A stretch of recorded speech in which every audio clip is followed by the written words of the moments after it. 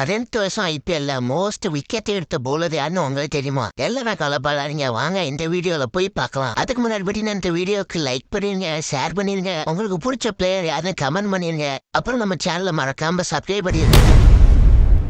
5th பிளேஸ்ல பார்த்தீங்கன்னா ஆசின் அழைக்கப்படும் ரவிச்சந்திரன் அஸ்வின் தான் இருக்காரு. அஸ்வின் பார்த்தீங்கன்னா 217 மேட்ச் விளாண்டு 187 விக்கெட்ஸ் வரைக்கும் எடுத்துக்கிறாரு. 4th பிளேஸ்ல பார்த்தீங்கன்னா பியூ சாவ்லா தான் இருக்காரு. சாவ்லா பார்த்தீங்கன்னா 191 மேட்ச் விளாண்டு 192 விக்கெட்ஸ் வரைக்கும் எடுத்துக்கிறாரு. 3rd பிளேஸ்ல பார்த்தீங்கன்னா கேகேஆர் இருக்காத சூப்பரா பவுலிங் போடுற சுனில் நரேன் தான் இருக்காரு. சுனில் நரேன் பார்த்தீங்கன்னா 187 மேட்ச் விளாண்டு 192 விக்கெட்ஸ் வரைக்கும் எடுத்துக்கிறாரு. 2nd பிளேஸ்ல பார்த்தீங்கன்னா அந்த வருஷம் ஆர்சிபிக்காக சூப்பரா பவுலிங் போட்ட புவனேஸ்வர் குமார் தான் இருக்காரு. புவனேஸ்வர் குமார் பார்த்தீங்கன்னா 182 மேட்ச் விளாண்டு 198 விக்கெட்ஸ் வரைக்கும் எடுத்துக்கிறாரு.